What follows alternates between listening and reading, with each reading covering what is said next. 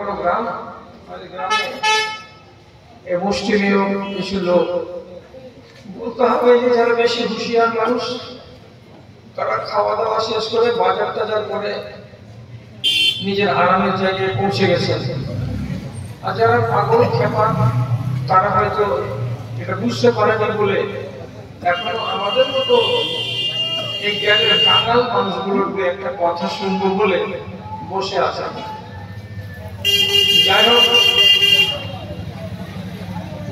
যে কিছু কথা, যে কটার কথা আপনাদেরকে বলতে যাচ্ছি, কখনো হতে গেল এই লোকটা আপনারা যদি কথাটিকে হেফাজত করেন তো ইনশাআল্লাহ কাজ দেবে।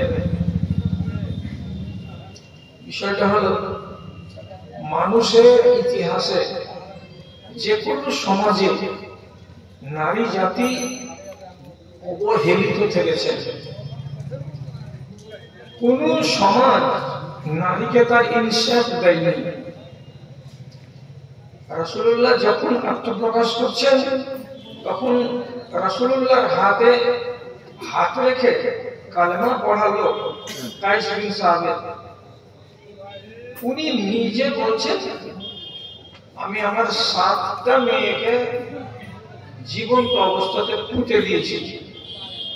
বলেন, বাপ যদি নিজের ঔরসজাত মহিলাকে, মেয়েকে জীবন্ত পুঁতে দেয়, তাহলে ওই সমাজের অবস্থাটা কি ছিল? মিশরের সমাজে মিশরের লোক নিজের নীল নদের ঘাটে, যাদের বাড়ির সামনে যেটা ঘাট আছে, নিজের ঘাটে একটা করে সুন্দরী মেয়ে ছেলেকে তাদের এলাকা, তাদের গ্রামে গঞ্জে থেকে এনে তারা বলি দিত, হাত বেঁধে দিত, পা বেঁধে দিত, কাপড়গুলোকে সব খুলে নিত, আর নেওয়ার পরে উলঙ্গ করে একটা মেয়ে ছেলেকে নদীতে ফেলে দিত, ডুবে মরত। আকিদাটা কি? যদি বছরে একবার করে নীল নদীকে এইভাবে বলি না দেওয়া যায়, তাহলে পানি আসবে না। পানি না আসতে গেলে সেচের ব্যবস্থা মার খাবে। অতএব নীল নদীকে রাজি করার জন্য প্রাণের বলি দেয়া, এটাও কি সভ্যতা? খ্রিস্টান জগৎ মেয়ে ছেলেদের সম্পর্কে তাদের এত জঘন্য ধারণা আছে যে তারা বলে যে তোমরা শয়তান দেখবা। যদি কেউ বলে শয়তান দেখবো, আর একজন বলবে শয়তান দেখবা, হ্যাঁ, কোন একটা নারীকে হাতার থেকে আঙুল তুলে দেখিয়ে দিয়ে বলবে এই যে দেখো শয়তান। এই রূপে শয়তান থাকে, আর এই রূপে যারা আছে তারই হচ্ছে শয়তান। অথচ এই শয়তানের পেট থেকে এই ভালো মানুষ আবার জন্মগ্রহণ করছে। তাহলে আকীদাটা কত জঘন্য! আপনি খবর রাখেন কি রাখেন না? আল্লাহ পাকের নবীর আগমনের অনতি পরে মিশরের মাটিতে, এটা হলো পুরাতন তাহজিবের দেশ, পুরাতন তামাদ্দুনের দেশ, সেখানে এক ইংরেজ মহিলা ছিল খ্রিস্টান, তার নাম হলো হাইপেশিয়া। নিজেদের মহিলা সমাজকে শিক্ষা দিচ্ছিল, এই কথাটা পাদ্রীদের বরদাস্ত হলো না। তখন ওরা করলো কি, পলিসি করে হাইপেশিয়ার মতো শিক্ষিত একটা মেয়ে ছেলেকে দিনের বেলায় উলঙ্গ করে সম্পূর্ণ গা থেকে তার কাপড়কে কেড়ে নিয়ে নাঙ্গা করে তাকে হাত বেঁধে রোডের উপরে ছেঁচড়াতে ছেঁচড়াতে হিচড়াতে হিচড়াতে, এই রোড থেকে ওই রোড, ওই স্টেট থেকে এই স্টেট, এদিক থেকে ওদিক, এই মহল্লা থেকে ওই মহল্লা ঘুরিয়ে নিয়ে বেরিয়ে সারাটা এলাকার লোককে জ্ঞান দিয়েছে মহিলারা। তোমরা যদি বেশি ধর্মের শিক্ষা শিখতে যাও আর এর মতো হও, তোমাদের দুর্গতি এটাই হবে। কেন যে মেয়েদেরকে শিখতে হবে না? তাহলে এটাও কি মানসিকতা? রাসূলুল্লাহ যখন এলেন এই দুনিয়ার মাটিতে, তখন ইসলাম নারী জাতিকে যে ইজ্জত দিল, যে সম্মান দিল, যে মর্যাদা দিল, পৃথিবীর ইতিহাসে আর কেউ দেয় না। ভালো করে বুঝেন। এক সাহাবী এসে রাসূলুল্লাহর কাছে, এক মহিলা সাহাবিয়া এসে রাসূলুল্লাহর কাছে এসে শিকায়ত করে বলছেন, আলাবাত আলাইনা রিজাল ইয়া রাসূলুল্লাহ। কি মানে? হে আল্লাহ পাকের রাসূল, ছেলেরা আপনার সংস্পর্শের থেকে বেশি কথা শিখতে পারলো, জ্ঞান এদের বেড়ে গেল, এরা শিক্ষায় শিক্ষিত হলো। কিন্তু আমরা মেয়ে ছেলে আপনার পাশে বসার সুযোগ পাই না, যার কারণে আমাদের জ্ঞান সীমিত হয়ে থেকে গেল, আমরা শিক্ষিত হতে পারলাম না। কথাটা তো ঠিক। রাসূলের কাছে অভিযোগ, ওরা জ্ঞানী হলো আর আমরা জ্ঞানী হতে পারলাম না। আপনার কাছে বসতে পাই না আর আপনার কাছে আমরা শিখতেও পাই না। রাসূলুল্লাহ ওই মহিলাকে জবাব দিয়ে বললেন, ঠিক আছে ঠিক আছে, তোমাদের জন্য আমি নির্দিষ্ট জায়গা করে দিচ্ছি, নির্দিষ্ট স্থান করে দিচ্ছি, ওইখানে তোমরা সময় মতো হাজির হও, আমি তোমাদেরকে দ্বীনের বিষয়ে জ্ঞান দেব। তখন রাসূলুল্লাহ এক সাহাবীর একটা বড় বারান্দা ছিল, সেই বারান্দাতে জায়গাটাকে স্থির করে দিলেন। মহিলারা এসে তাদের দ্বীনের বিষয়ে কথাগুলো শিখলো, জ্ঞান অর্জন করত। পুরুষরা যেমন জ্ঞানী হয়েছে ইসলামকে শিখে, তেমনি নারীরাও ইসলামকে শিখে সমৃদ্ধ হয়েছে। এটা হলো ইসলামের অবদান। আমাদের দেশে একটা বদ রেওয়াজ আছে, সেটা কি? ছেলে এবং মেয়ে শিক্ষাই সমান। কিসে? আধুনিক শিক্ষায়। কিন্তু ছেলে আর মেয়ে ধর্মের শিক্ষাতে সমান নয়। আমাদের সমাজের আজও 90% বাড়ির লোক নিজেদের মেয়েদেরকে ধর্মীয় শিক্ষা দেওয়ার ব্যাপারে আগ্রহী নয়, অথচ দুনিয়ার শিক্ষা দেওয়ার বিষয়ে 100% পরিবার সবাই আগ্রহী। এটা কেন? নাইনসাফিরা কিসে? যে মেয়েদের ফজিলত হাদিসে আছে, যেই মেয়েদের ফজিলত কোরআনে বর্ণিত হয়েছে, আমি আল্লাহর কসম দিয়ে বলছি, ওই সমস্ত মহিলাগুলো ধর্মকে আঁকড়ে ধরে সমৃদ্ধ হয়েছিল বলে তাদের ফজিলত এসেছে। আর যদি ন্যায়টা হতো তাহজিবের দিক দিয়ে, তামাদ্দুনের দিক দিয়ে, ধর্মের দিক দিয়ে, তাহলে তাদের ফজিলত প্রতিষ্ঠিত হতো না বা হয়নি। কোরআন মাজিদে কত নারী আছে জানেন, যারা ফজিলতে আপনাকে টেক্কা দেবে? আমি একটা নাম বলি, হযরত মুসা আলাইহিস সালামের মা, তার আলোচনা মিষ্টি করে কোরআনে লেখা আছে। ফিরাউনের স্ত্রী আসিয়া, তার আলোচনা লেখা আছে। আবার আবু জাহালের, আবু লাহাবের স্ত্রী উম্মে জামিল, তারও আলোচনা লেখা আছে। কিন্তু আপনি কি জানেন যে আবু লাহাবের স্ত্রী উম্মে জামিলের আলোচনাটা যে জঘন্যভাবে এসেছে, তো তাতে কি তার মান মর্যাদা উঁচু হয়েছে? হয়নি। আর যেভাবে আসিয়ার আলোচনা এসেছে কোরআন মাজিদে, সে ছিল দ্বীনী মেয়ে, ধর্মকে আঁকড়ে রেখেছিল বলেই তার ফজিলত প্রতিষ্ঠিত হয়েছে।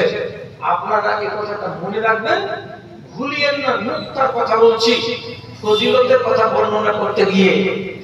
রাসূলুল্লাহ নিজের চোখে জান্নাত দেখেছেন। তিনি বেটা ছেলে, তিনি পুরুষ লোক। আপনি তো বলতে পারবেন যে কোন মহিলা কি আল্লাহ রাব্বুল আলামিনের জান্নাত দেখে ভাগ্যবতী হতে পেরেছে? তাহলে ভালো করে বুঝেন, যখন ফিরাউনকে আল্লাহ বলে স্বীকার করলো না তার স্ত্রী আসিয়া, তখন তাকে রাজপ্রাসাদ থেকে টেনে বের করে মাঠে নিয়ে গিয়ে জল্লাদরা তার বুকের উপরে পাথর একটা, দুইটা, তিনটা, চারটা, এই করে করে একের পর এক পাথর চাপা দিয়ে তাকে বাধ্য করলো এই কথাটা বলতে। এখনো সময় আছে, বলো ফেরাউন আমার আল্লাহ, নাউযুবিল্লাহ, তাহলে তোমাকে ছেড়ে দেব। তো যখন দেখলো একটা নারী, আল্লাহ এত বড় আযাব কি করে সহ্য করতে পারি? এখন মানুষ কথা বলে যে ঠেলার নাম বাবাজি, সহ্য করতে পারবো না আযাব, তখন হয়তো বলে বসবো কি ফেরাউন আমার স্বামী হলো এবং ফেরাউন আমার আল্লাহ হলো। তো যদি এই কথাটা বলে দিই তাহলে তো আমার সব চলে গেল রসতলে। তখন কাতর কণ্ঠে আল্লাহ তাআলাকে বলেছিলেন, রব্বি ইবনিলি ইনদাকা বাইতান ফিল জান্নাতি ওয়া নাজ্জিনি মিন ফিরআউনা ওয়া আমালিহি ওয়া নাজ্জিনি মিনাল কওমিজ জালিমিন। কি দোয়াটা করেছিলেন? পরবর্তীকার আমাকে ফিরআউনের এবং তার বাহিনীর সন্ত্রাস থেকে বাঁচিয়ে নাও, এবং তুমি তোমার কাছে আমার জন্য আমার মতো একটা খাকসার মহিলা জমিনে পড়ে আছি, বুকের উপরে 4-5টা পাথর চাপানো আছে। আমি আরজি জানিয়ে বলছি তোমার কাছে একটা আমার জন্য ঘর বানিয়ে দাও। ঘর মানে কি? জান্নাতের ঘর। একটা আরজি জানালো কি? একটা মেয়ে ছেলে। মুফাসসিরিনে কিরাম লিখছে আল্লাহর ফেরেশতা তাকে তাসাল্লি দিয়েছে, আসিয়া সবুর করো, জান বের হতে আর বেশি সময় লাগবে না। এই 5টা মিনিট 7টা মিনিট যদি তুমি নিজেকে একটুখানি নিয়ন্ত্রণ করে নিতে পারো, তুমি যে দোয়া করেছো যে আল্লাহ আমার জন্য একখানা জান্নাতের ঘর বানাও, তোমার ঘর বানিয়ে দেওয়া হয়েছে। এবং তাফসীরে তাবারি উনি লিখছেন আল্লাহ তাআলা হুকুম করলেন ফেরেশতাকে, ফেরেশতারা আমার এই বান্দির কাছে তার চোখের সামনে যে জান্নাতখানা আমি তাকে দেব, ওকে নিয়ে এসে তুলে ধরো তার চোখের সামনে, দেখে যেন তার প্রাণ জুড়িয়ে যায় এবং তার মনোবল বেড়ে যায়। কি ভাবলেন? রাসূলুল্লাহ যদি পুরুষ লোক হয়ে জান্নাত দেখে থাকেন তবে তিনি নবী, আসিয়া নবী নন এবং একটা মহিলা, অথচ ফজিলতের বিচারে একটা পুরুষ লোকের সমতুল্য তিনি একটা মহিলা হয়ে আল্লাহর জান্নাতকে দেখার সৌভাগ্য অর্জন করতে পেরেছেন।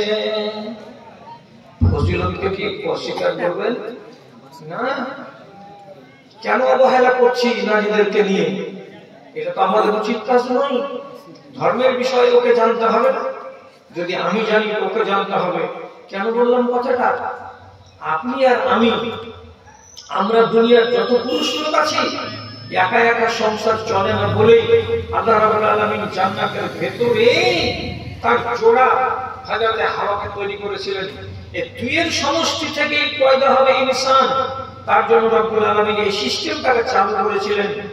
এবার আপনি বলুন, আদম যেই সম্মান মর্যাদার লোক, ওই সম্মান এবং ওই মর্যাদার যদি তার স্ত্রী না হয়, তাহলে এই যে সংসার নামের গাড়িটা ঠিকভাবে চলবে? দুটো চাকা, একটা স্বামী আর একটা স্ত্রী, দুই চাকা যদি সমান মাপের না হয় তাহলে সংসার নামের চাকাটা সমান্তরাল ভাবে সামনের দিকে এগিয়ে যাবে না। একটা চাকা যদি কি হয় পালসারের হয়, আর একটা যদি চাকা স্প্লেন্ডারের হয় একটা গাড়িতে, গাড়িটা কি ব্যালেন্স ঠিক রাখবে? মানে আপনি চালিয়ে সুখ পাবেন। আপনি যেমন পড়াশোনা স্ত্রীকে দেন পড়াশোনা, আপনার ভেতরে যেমন দিন আছে আপনার বিবির ভেতরে তেমনি দিন থাকবে, আপনার ভেতরে যেমন আখলাক আছে তেমনি বিবির ভেতরে আখলাক থাকবে। তাহলে এই সমান্তরাল এই যে গাড়িটা সুখে কিনারাতে গিয়ে লাগবে। তো আপনি শুধু লেখাপড়া শিখছেন, আমাদের দেশে হাজার হাজার নিজামিয়া মাদ্রাসাতে আলেম পয়দা হবে, কিন্তু ওর তুলনায় আগামী দিনের যে একটা আদর্শ মা লাগবে, মাদ্রাসাওয়ালা যদি আদর্শ বাবা তৈরি করে তাহলে আদর্শ বাবার জন্য আগামী দিনের আদর্শ মা লাগবে না? কোথায় পাওয়া যাবে? সে তুলনায় মহিলা মাদ্রাসা নেই, মহিলাদের দ্বারা শিক্ষিত আমরা তুলি না। আর আপনি রাগ করবেন তো পরে ফোন ধরে দুটা গালি আমাকে দিয়ে দিবেন, আমি বরদাস্ত করে নিব। আগের সিস্টেম কি ছিল? আমার জানা, আমার দেখা, এটা আপনারা অস্বীকার করতে পারবেন না। মেয়েদেরকে যারা তালিম দেয়নি, শিক্ষা দেয়নি, তারাও মা অন্তত এমনি করে মুখে এবার এভাবে ঠুল্লি মেরে বলেছে নিজের বেটিকে যে কমসে কম 2-3টা সূরা আলাম মুখস্থ কর, কমসে কম কোরআনের এক রকম মুখস্থ কর।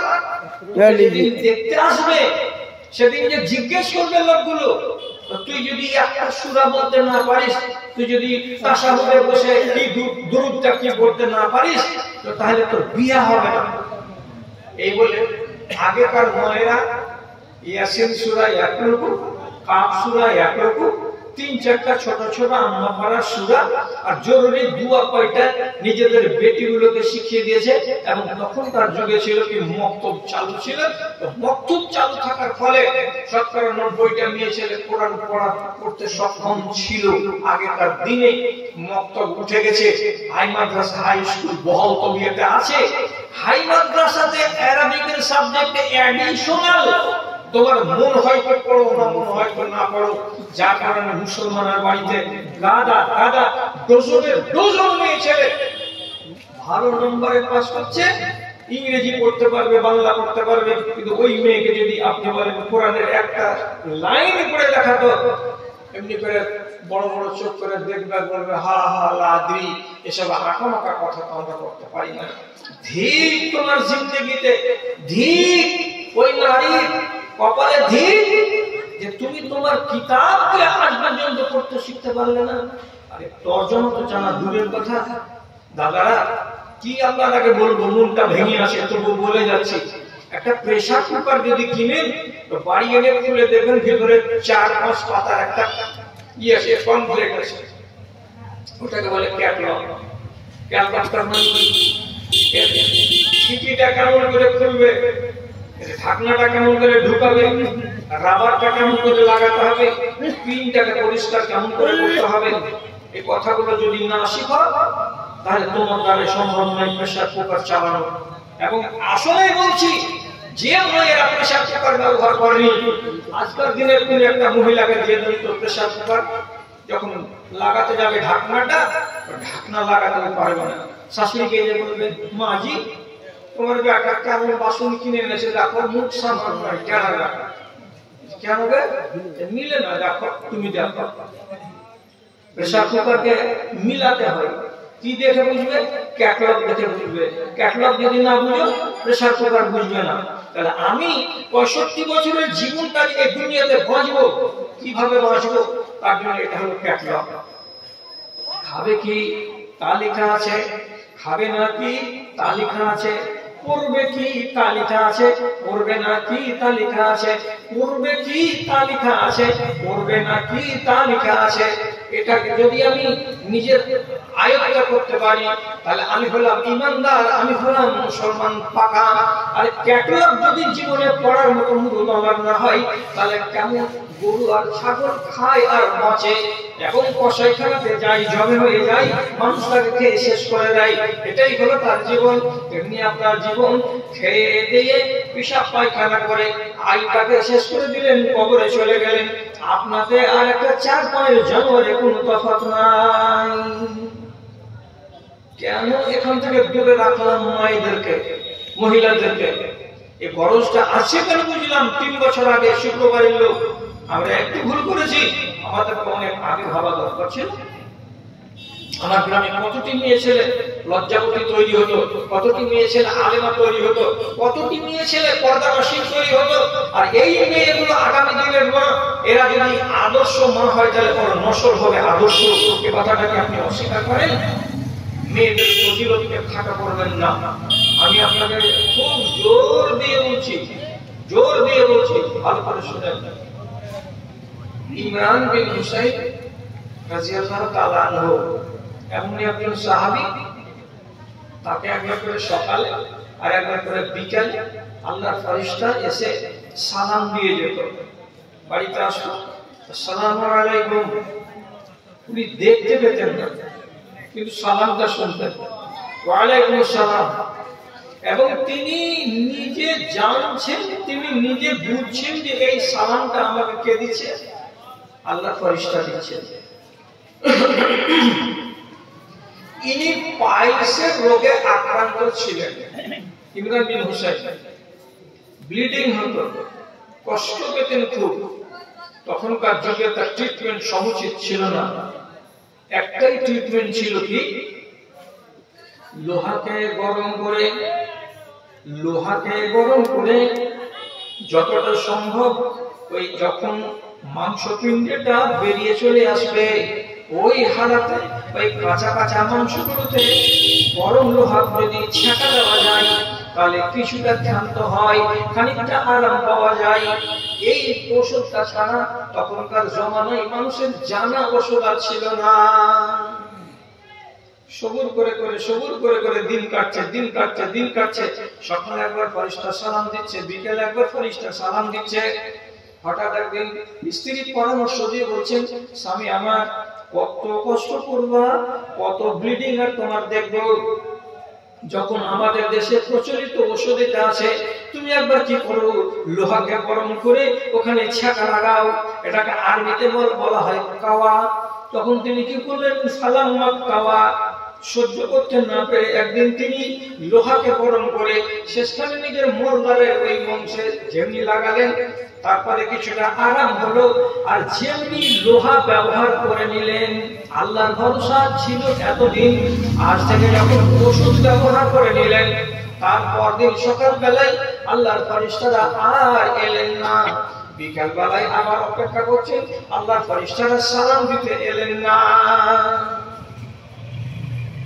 জানাজানি হলো, ফেরেশতা আসেন না, কেন আসেন জানি না। কি অপরাধ করেছ?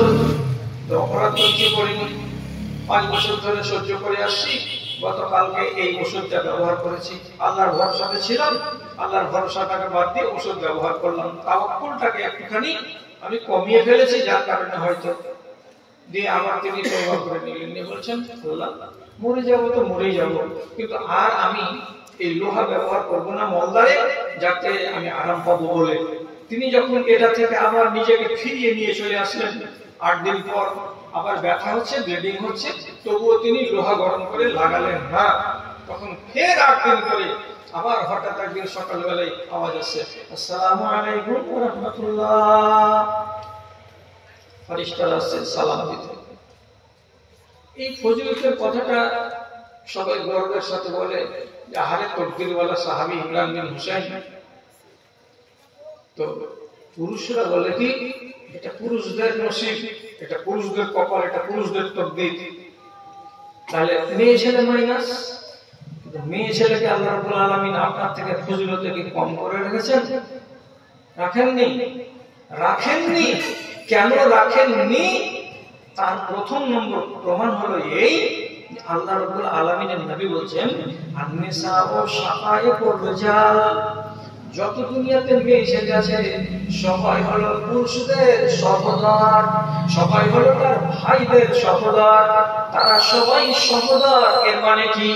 আমার মায়ের পেট থেকে আমার ভাই যেমন পয়দা হয়, তেমনি আমার বোন পয়দা হয়। আমার মায়ের পেট থেকে ভূমিষ্ঠ হওয়ার পরে আমার ভাই যেমন করে মায়ের দুধ চুষে বড় হয়, তেমনি আমার বোন দুধ চুষে বড় হয়। যেভাবে মায়ের কোলে লালিত পালিত হয় ছেলে, সেভাবেই লালিত পালিত হয় মায়ের কোলে মেয়ে। এই জন্য এদেরকে নবীজি বলছেন শাকায়েকুর রিজাল, এরা হলো পুরুষদের সহোদর। কাজে পুরুষেরা যা যা করবে নারীরাও তাই তাই করবে, পুরুষের যা যা অধিকার নারীদের তাই তাই অধিকার। মেয়েদেরকে অধিকার থেকে বঞ্চিত করা যাবে না।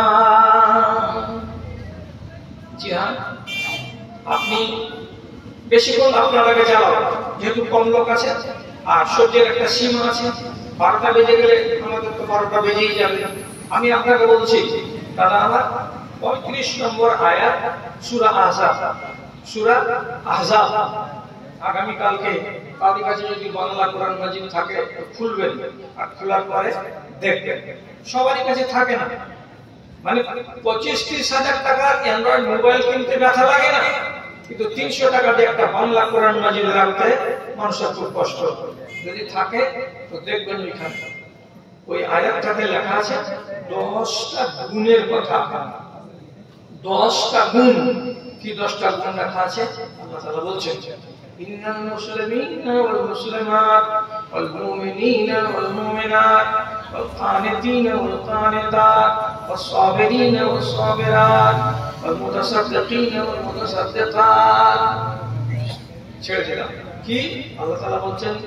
মুসলমান পুরুষ লোক এবং মুসলমান মেয়ে ছেলে, মুমিন পুরুষ লোক এবং মুমিন মেয়ে ছেলে, ধৈর্য ধারণকারী বেটা ছেলে এবং ধৈর্য ধারণকারিণী মেয়ে ছেলে, সাদকা দানকারী পুরুষ লোক এবং সাদকা দানকারিণী মেয়ে ছেলে, আল্লাহকে স্মরণকারী পুরুষ লোক এবং আল্লাহকে স্মরণকারী মেয়ে ছেলে, আল্লাহর ভয়ে নিজেকে কুঞ্চিত করে দেওয়া পুরুষ লোক এবং আল্লাহর ভয়ে নিজেকে জড় করে নেওয়া একটা মেয়ে ছেলে, আল্লাহর জন্য নিজের আবরুকে সুরক্ষিত করা একটা ছেলে এবং আল্লাহর জন্য নিজের আবরুকে সুরক্ষিত করা একটা মেয়ে ছেলে।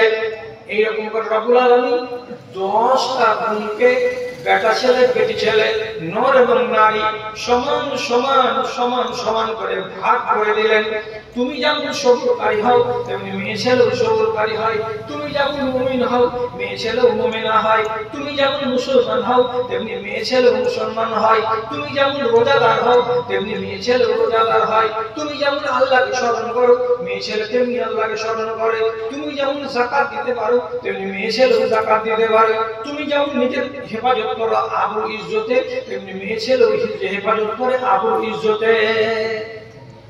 10টা চরিত্রে সমান সমান সমান দিয়ে আল্লাহ তাআলা বলেছেন আদাল্লাহুল্লাহ, আল্লাহ রাব্বুল আলামিন এই সমস্ত লোকেদের জন্য জান্নাত তৈরি করে রেখেছেন।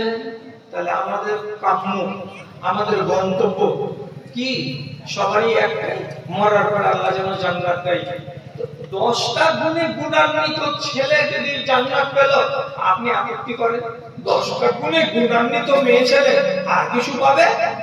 জান্নাত কেন দেওয়া হলো না? ভাই আমার, ওর জন্য যেমন জান্নাত, আপনার জন্য তেমন জান্নাত। ও যেমন বৈশিষ্ট্যে গুণগত বিচারে আপনার সমান, তেমনি আপনি ওর সমান। আল্লাহ তাআলা বলছেন তোমাদেরকে আমি সব দিক দিয়ে সবাইকে সমান করেছি, কেউ বড় নয় কেউ ছোট নয়। এখন আপনারা মনে মনে বলবেন, হাজি দুনিয়ার মাওলানার মুখ থেকে ওয়াজ শুনলাম, পুরুষেরা হলো মালিক, পুরুষেরা হলো হাকিম, পুরুষেরা হলো মেয়ে ছেলেদের উপরে পৃষ্ঠপোষক, অমুক তমুক, তো তুমি বলছো সব সমান। আরে বাবা, আমি কি অস্বীকার করছি? দুজন সমান অধিকারের দিক দিয়ে হতে গেলেও একটা মালিক লাগবে। আল্লাহ তাআলা মালিক বানিয়েছেন আপনাকে। তো কেন? কোরআনে লেখা আছে বিমা আনফাকতুম আলাইহিন্না, যেহেতু তুমি টাকা খরচ করো ওই মেয়েটার পিছনে, এইজন্য আল্লাহ তাআলা তোমাকে মালিক বানালো আর মেয়ে ছেলেটাকে তোমার অধীনস্থ বানালো। তার মানে এটা নয় যে ওই মেয়ে ছেলেটির ইজ্জত একবারে চলে গেল রসাতলে আর তুমি চলে গেলে শৃঙ্গে পাহাড়ে, এমন কথাটা নয়। তোমাদের, আমাদের, আপনাদের সবার নারীদের সঙ্গে লেনা দেনা, উঠা বসা, খাওয়া দাওয়া, আচার ব্যবহার সমস্ত কিছু এক, সমস্ত কিছু সমান। জি, ফজিলতটাকে আপনি কম করবেন না কোনো সময়। ওরা ফজিলতে পিছিয়ে নেই। আপনাকে উদাহরণ দিতে গিয়ে শুধু বলি, ভালো কাজে যদি তাদের ভালো নাম আছে, মন্দ কাজেও তো তাদের ব্যাপারে আল্লাহ তাআলা তফাৎ করেনি। শুনবেন, শুধু মনে রাখবেন, এটাকে বেশি লম্বা চড়া করে থাকবেন না। এক সাহাবী, তার নাম মাইস বিন মালিক, বেচারি বিবাহিত মানুষ, ব্যভিচার করে নিয়েছিলেন। ব্যভিচার হয়ে গেল 47 বছর। রাসূলুল্লাহ বললেন রজম করে দাও। ওকে ময়দানে নিয়ে গিয়ে রজম করে দেওয়া হলো। তো সেই লোকটার ব্যাপারে রাসূলুল্লাহ খানিক বাদে রজম হয়ে যাওয়ার পরে যখন মরে গেছে লোকটা, তখন খবরটা পাওয়ার পরে বলছেন আল্লাহু আকবার, এই লোকটা যে মরে গেল ব্যভিচার করার কারণে, তো এত তওবা করেছে যে আল্লাহ রাব্বুল আলামিন ওর তওবাগুলোকে নিয়ে যদি 70টা মানুষের মাথা প্রতি ভাগ করে করে করে করে দিতেন, তো ওর তওবার বদৌলতে 70টা মানুষ জান্নাত চলে যেত। তাহলে একটা মানুষ, পুরুষ লোক অপরাধ করলো, শাস্তি পেতে হলো। আলাদা কি নারীর বিধান? যে না, একটা নারীর কথা বলছি, গামেতি বংশের মহিলা, তার সম্ভাব্য নাম হচ্ছে ফাতেমা। ব্যভিচার করে নিয়েছে, বিবাহিত স্ত্রী, মেয়ে ছেলে। রাসূলুল্লাহ বললেন রজম করে দাও। মেয়েটি বলল আমার পেটে বাচ্চা আছে। রাসূলুল্লাহ বললেন 10 মাস অপেক্ষা করো, বাচ্চা ভূমিষ্ঠ হবে, তারপরে তোমাকে মারা যাবে। বাচ্চাকে কোলে করে নিয়ে রাসূলের কাছে এসে বলছেন এই বাচ্চা আমার ভূমিষ্ঠ হয়েছে, আপনি এবার আমাকে রজম করুন। রাসূল বললেন বাচ্চাটা খাবে কি? তোমাকে যদি মেরে দিত? আল্লাহ পাক রাসূলকে 10 মাস আবার অপেক্ষা করালেন। এই যে এতদিন ধরে অপেক্ষা করলো, তারপরে মেয়ে ছেলেটিকে রজম করা হলো। এর ব্যাপারে রাসূলুল্লাহ আবার বলছেন যে মেয়ে ছেলেটি যে মরে গেল, মেরে ফেলা হলো, রজম করে দেওয়া হলো ব্যভিচারের কারণে। তাহলে এই সময়ের ভিতরে সে আল্লাহর কাছে এত তওবা করেছে, এত তওবা করেছে, এত তওবা করেছে, যে মদিনার অধিকাংশ লোক যদি তার তওবাগুলোকে নিজের ঘাড়ে নিয়ে নেয় ভাগ করে করে, তাহলে এই মহিলার তওবার বদৌলতে এক ঝাঁক লোক মদিনার কিংবা জান্নাতের ভাগীদার হয়ে যেতে পারবে। ভাই আমার, আমি ডিটেইলস বলছি না, শর্টে বললাম। আমি শুধু বলছি যে এই সমস্ত শাস্তির বিচারে নারী পুরুষ আলাদা নয়, আমলের বিচারে আল্লাহ তাআলা নারী পুরুষকে আলাদা করেননি। আমলের গুণে 4, 5, 6, 7, 8টা এই কটা বিধান আছে যে নারীরা আলাদা আর পুরুষরা আলাদা। শুধু একটা কথা আপনাকে আর শিখাই, কি শিখাবো? পুরুষরা 4টা বিবাহ করতে পারে যদি তার সামর্থ্য থাকে। নারীরা কোটি টাকার মালিক হতে গেলেও একটাই বিবাহ করতে পারবে, এক টাইমে একের অধিক ছেলেকে বিবাহ করতে পাবে না। কথা বুঝা গেল? একটা পুরুষ 4টা বিবাহ করবে একই টাইমে, তার বৈধ। কিন্তু একটা মেয়ে ছেলে একই সময়ে একাধিক পুরুষকে বিবাহ করতে পারবে না। এটা আল্লাহর বিধান। আলাদা আর একটু আলাদা দেখেন, সামান্য, খুব বেশি বেশি আলাদা আলাদা, সামান্য সামান্য আলাদা। একটা ছেলে সাবালক হলো, এবার নিজের মাকে বলেনি, বাপকে বলেনি, বংশকে বলেনি, গোত্রীয়কে বলেনি, কাউকে বলেনি, দিল্লি খাটতে গিয়ে কোন একটা মেয়ে ছেলেকে হালাল উপায়ে বিবাহ করে স্ত্রী বানিয়ে নিয়ে বাড়ি চলে এলো। বাপ যদি বলে আমি জানতে পারিনি, এই বউকে আমি বাড়িতে উঠতে দিব না, এটা বলার অধিকার বাপের নেই। কেন? মোহরের মালিক হচ্ছে ছেলে এবং বেটা ছেলেটা হচ্ছে বাহিরের জগৎ সম্পর্কে সচেতন, এদের আকল হচ্ছে বেশি নারীদের তুলনায়। অতএব তাকে আল্লাহ তাআলার পক্ষ থেকে পাওয়ার দেওয়া হয়েছে, তুমি সাবালক হওয়ার পরে যদি বিবাহ করো তুমি করে নিতে পারো। কিন্তু নারীদেরকে আল্লাহ তাআলা পাওয়ার দেননি। তুমি যতই জ্ঞানী গুণী হও না কেন, বাহিরের জগৎ সম্পর্কে তুমি তুলনায় কম জানা, অতএব তুমি একা একাই বিবাহ করতে পারবে না। তোমার বাপের, তোমার অভিভাবকের অনুমতি লাগবে, তারপরে তুমি বিবাহ করতে পারবে। একটু আলাদা হলো। আর একটু কথা বলি, সোনা চাঁদি আপনি ব্যবহার করতে পারবেন না, আমি সোনা চাঁদি ব্যবহার করতে পারবো না, কিন্তু আমার মা, খালা, পিসিরা এরা সবাই সোনা চাঁদি ব্যবহার করতে পারবে। আমি আতর ব্যবহার করতে পারবো, কিন্তু আমার মা খালারা আতর সেন্ট ব্যবহার করে বাইরে যেতে পারবে না। যদি ব্যবহার করে তাহলে ঘরের ভেতরেই থাকতে হবে, তার আঙিনাতেই থাকতে হবে, আঙিনার বাইরে আসতে পারবে না। এটা কয়টা তফাৎ আছে, বাকি তো সব সমান। এবার আপনি বুঝুন, আপনি যদি নিজের সংসারে সুখ চান, তো যে বিদ্যা বুদ্ধিকে নিজের বুকের ভেতরে নিয়ে একটা আদর্শ মানুষ হয়েছেন, এরকম আদর্শ একটা নারী আপনাকে আনতে হবে। তো নারীটাকে আদর্শ আপনি হয়ে যাবে না, তাকে আদর্শবান বানাতে হবে। আমাকে এ কথা যেটা ভাবে বানাতে হবে। আল্লাহ ওদেরকে ফজিলতে কম করেনি। জিবরিল আমিন এসে আছেন আল্লাহর রাসূলের কাছে, আর এমন সময় মা খাদিজা, আমাদের মা রাসূলুল্লাহর স্ত্রী খাদিজা 2 পা 4 পা করে আগাতে আগাতে রাসূল দিকে চলে আসেন। উনি তো দেখতে পান না জিবরিলকে, কিন্তু জিবরিল দেখতে পাচ্ছেন হযরত খাদিজাকে। তো রাসূলুল্লাহকে হযরত জিবরিল বলছেন, ইন্ডিকেট করে, এমনি করে দেখিয়ে বলছেন, হাযিহি যাওজাতুকা আতাতকা ফাকরা আলাইহিস সালাম মিন্নি ওয়া মিনাল্লাহ। হে রাসূল, এই দেখেন খাদিজা আপনার বিবি হাতে কিছু নিয়ে খানা পানি একটা দুটো করে এগিয়ে চলে আসছে আপনার দিকে, আপনার কাছে আসবে। যখনই আপনার কাছে এসে বসে যাবে, আপনি ওকে আল্লাহ রাব্বুল আলামিনের পক্ষ থেকে সালাম জানিয়ে দেন, এবং আমি জিবরিল সালাম দিচ্ছি, আমার সালামটাও আপনার বিবি খাদিজাকে জানিয়ে দেন। আর ওসের মালিক আল্লাহ তাআলা আসমান থেকে খাদিজার নামে সালাম পাঠিয়েছে। এই হলো ইজ্জত কম আছে, ইজ্জত কম নাই। লম্বা তো করবো না, শুধু শর্টের উপরে দুই একটা কথা বলছি।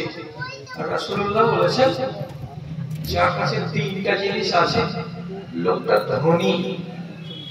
যেই লোকের কাছে তিনখানা জিনিস আছে এই লোকটাকে জীবনে কেউ যেন কাঙ্গাল না বলে।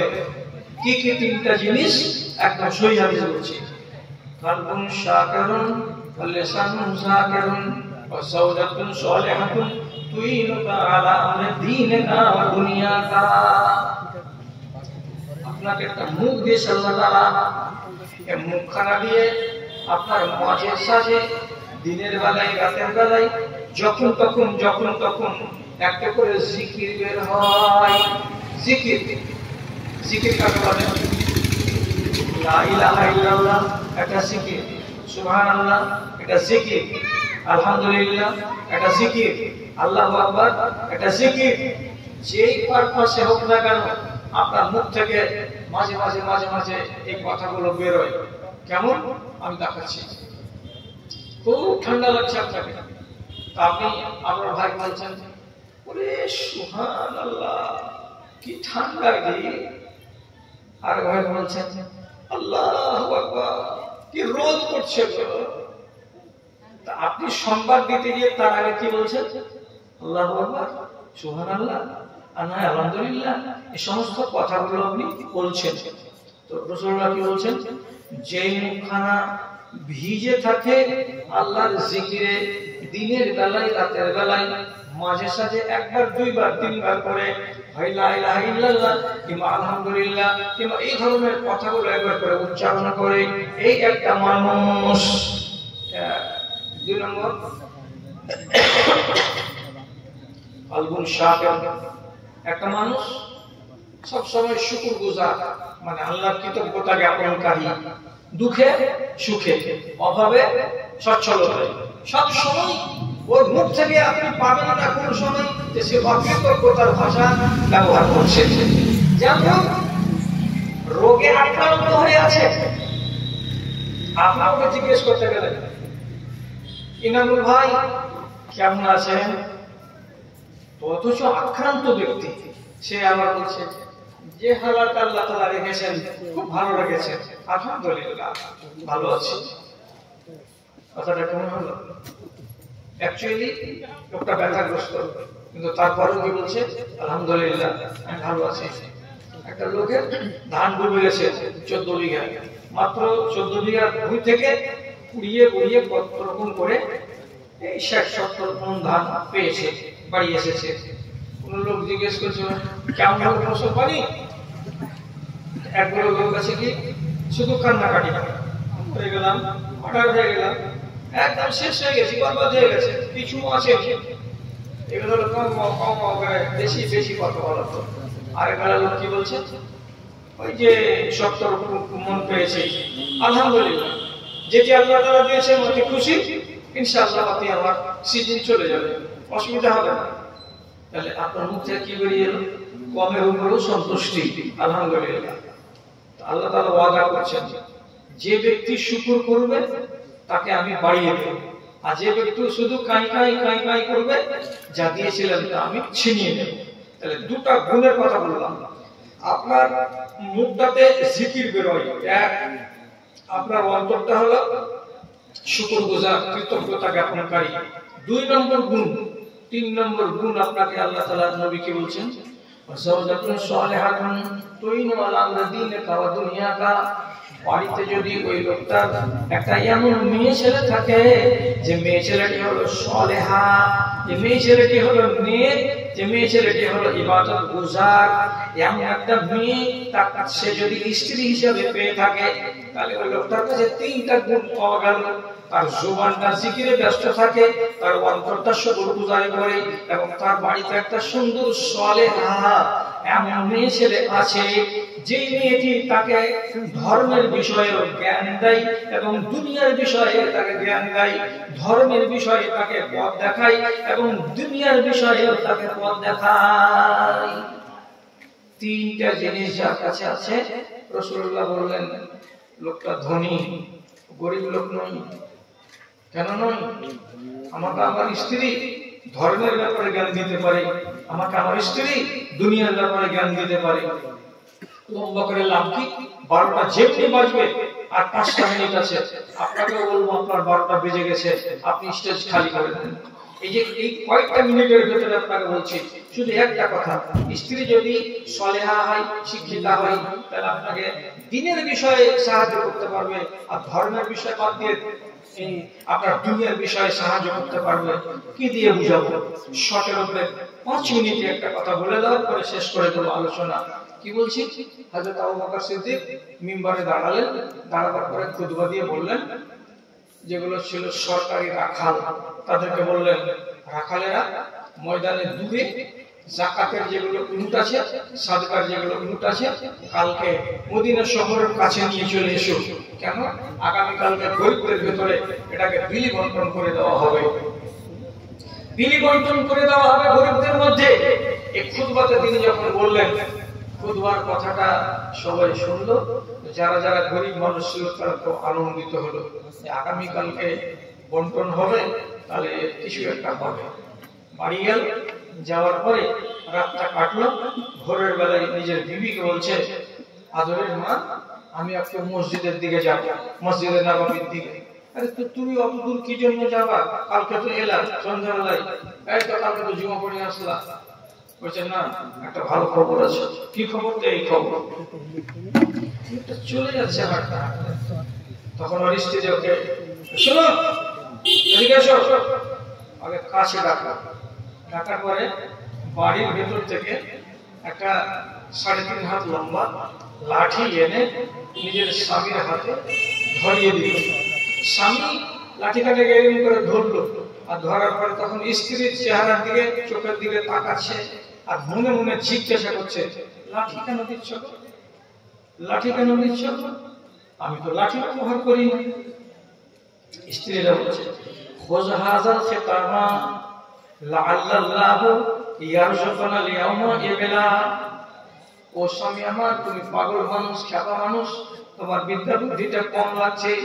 শুনো, আজকে তুমি মদিনা যাবে, ওখানে আবু বকর সিদ্দিকের পক্ষ থেকে তুমি একটা গরিব অভাবী মানুষ, যদি একটা উট পাওয়া যায় কিংবা 2টা উট পাওয়া যায়, তাহলে উটটাকে হাঁকাতে গেলে তুমি কি তোমার হাত দিয়ে হাঁকাবে? তুমি কি তোমার গামছা দিয়ে হাঁকাবে? উটকে হাঁকাবার জন্য ধোকা হিসেবেও হাতে একখানা লাঠি রাখতে হয়। যখন উটটা বেয়াদবি করবে, তখন ওই লাঠিখানা দিয়ে তাকে চমকাতে হবে, ধমকাতে হবে। এই জন্য এই লাঠিখানা তোমার হাতে তুলে দিলাম। লোকটা মুচকি হাসছে, বলছে, কাজের কথা রে, কাজের কথা আমি তো খেয়ালই করিনি। এবার আপনি বলেন, একটা মেয়ে ছেলে নিজের স্বামীকে সহযোগিতা করছে, বিষয়টা ধর্মের না বিষয়টা দুনিয়ার? দুনিয়ার বিষয়, দুনিয়ার বিষয় এটা। তো দুনিয়ার বিষয়ে জ্ঞান দিতে পারে কে? যদি আপনি এরকম কপালে পেয়ে থাকেন শিক্ষিতা মেয়ে ছেলে এবং দিনদার মেয়ে ছেলে, তাহলে আর যদি ধর্মের বিষয় হয় তবু আপনাকে জ্ঞান দিতে পারবে। ধর্মের বিষয়ে জ্ঞান দিতে অভাবী নয় মহিলারা। ওরাকে যদি আল্লাহ রাব্বুল আলামিন ওই তৌফিক দেয় যে আমি জ্ঞানী, তো আমার স্বামীকে আমি জ্ঞান দেব। আল্লাহ পাকের রাসূল হুদায়বিয়ার দিন মাঠে আবু সুফিয়ান এসেছে ঈমান কবুল করতে। রাসূলুল্লাহ খিমার ভিতরে আছেন, আর বিবি আছেন সাথে, বিবি নাম উম্মে সালমা। পিয়ন এসে বলছে, আল্লাহ রাসূল বের হন তো। কেন? আবু সুফিয়ান এসেছে ঈমান কবুল করবে তার জন্য। তো আবু সুফিয়ান 21 বছর ঈমান আনেনি রাসূলুল্লাহকে পাওয়ার পরে। কত বছর? 21 বছর ঈমান আনেনি, আর অনেক জ্বালা করা করেছিল। তো রাসূল মনে খেদ হলো, রাগের জ্বালাতে বলছেন কি, লা হাজাত আলী ইলা ইসলামিহি, আমার ওর ইসলামের দরকার নাই। আবু সুফিয়ানকে এখান থেকে চলে যেতে বলো। আবু সুফিয়ানের আমার দরকার নাই, ও যেন মুসলমান না হয়।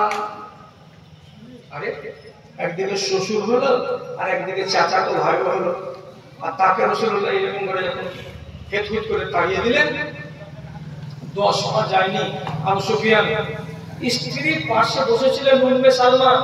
উনি তখন রাসূলুল্লাহর কাছে একবারে মুখামুখি বসে তারপরে বলছেন, আপনাকে আল্লাহ তাআলা রাহমাতুল লিল আলামিন করে পাঠিয়েছেন, সারা জগতের জন্য দয়া।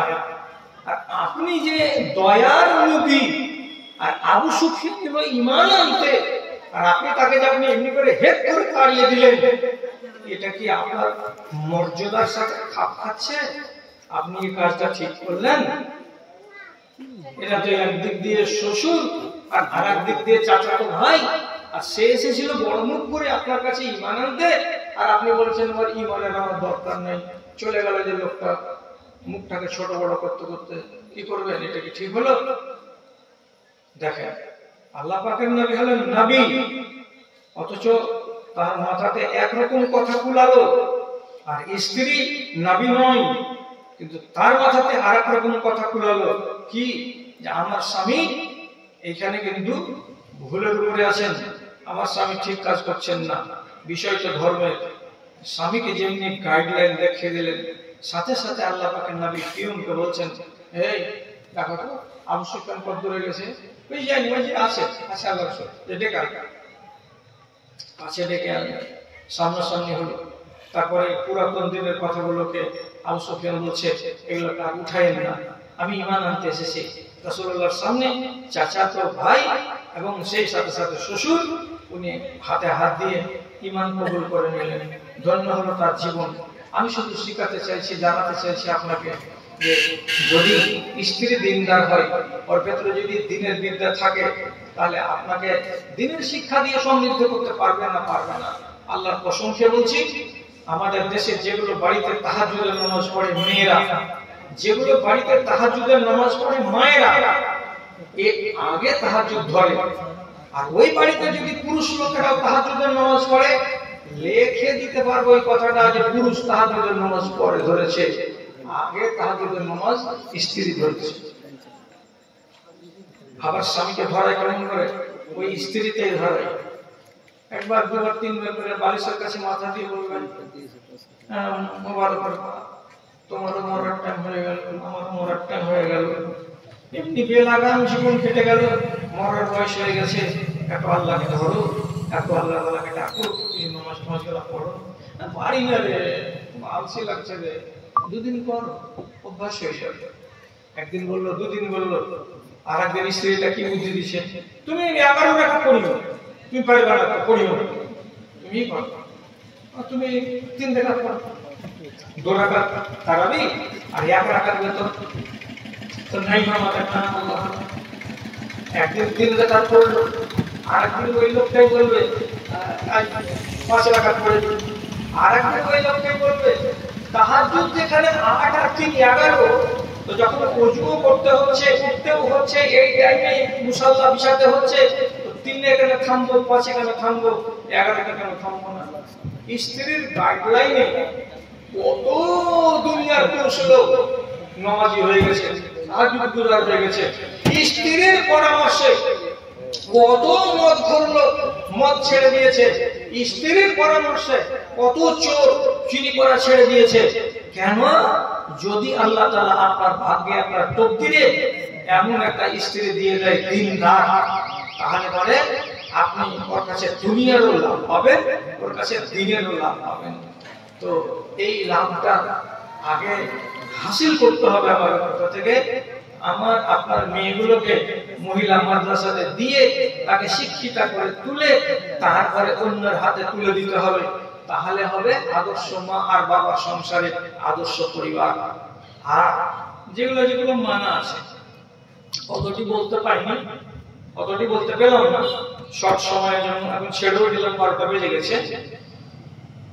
খোলাসা কথা হলো এই, কোরআন আর হাদিসকে ঘেঁটে ঘুঁটে সবকে মন্থন করে পাওয়া গেছে যে মেয়ে ছেলেদের জন্য 50টা কাজ করা নিষেধ। কটা? 50টা। 50টা কাজ মেয়ে ছেলে করতে পারবে না, এটা তাদের জন্য একটা আলাদা বিধান। যেমন চোখের ভুলগুলোকে উপড়াতে পাবে না, মেয়েরা উপড়াই, এটা অনেক জায়গাতে আছে। ট্যাটু করা, এটা করতে পাওয়া যাবে না। পরচুলা চুলে লাগিয়ে দিয়ে চুলের বেনিকে এত বড় বড় করা, লম্বা করা, পরচুলা লাগাতে পাওয়া যাবে না। সাজগোজ করে বাইরে যেতে পাওয়া যাবে না। নিজের সাজকে পর পুরুষকে দেখানো যাবে না। স্বামী যদি বাড়িতে থাকে তাহলে পরে নফল রোজা রাখা যাবে না।